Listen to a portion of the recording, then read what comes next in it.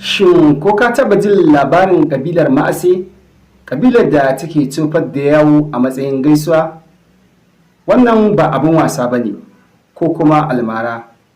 Al'ada ce ta wata babbar ƙabila shahararriya da take gabashin Afirka wadda take tofar da yawu a matsayin gaisuwa da kuma albarka. Ku biyo mu cikin wannan bidiyon ku sha labari. Assalamu alaikum wa rahmatullahi ta'ala barakatuhu, barkanmu da wannan lokaci. Kuma ina yi wa kowa fatan alkhairi. Kamar kullum sunana Comrade Sani Salisu Darma. A ci gaba da tarihin ƙabilu guda 7 wanda muka zakulo za mu muku bayanin al'adunsu a nahiyar Afirka. A yau za mu yi magana akan ƙabilar Ma'ase, ƙabilar da take da al'adar tofar da yawu a matsayin gaisuwa da kuma saka albarka. Ku biyo mu cikin wannan bidiyon ku sha labari. To, ƙabilar Ma'ase suna zaune ne a ƙasar Kenya da kuma Tanzania, sannan kuma wannan ƙabila ta shahara ne wajen tsantsar riƙe al'adarta da jarumtarta, sannan kuma da irin kalar kayan da suke sa. Wannan abubuwan guda 3 su ne suka bata shahara a yankin Afirka. Masana sun bayyana cewar asalin wannan ƙabila sun fito ne daga yankin Nilu, daga baya suka yi hijira zuwa gabashin Afirka.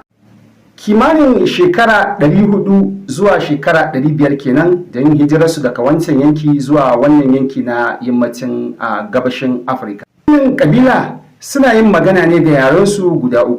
Na farko dai suna yin magana da yarensu, sannan suna jin Swahili, sannan suna jin Turanci saboda tasirin burane.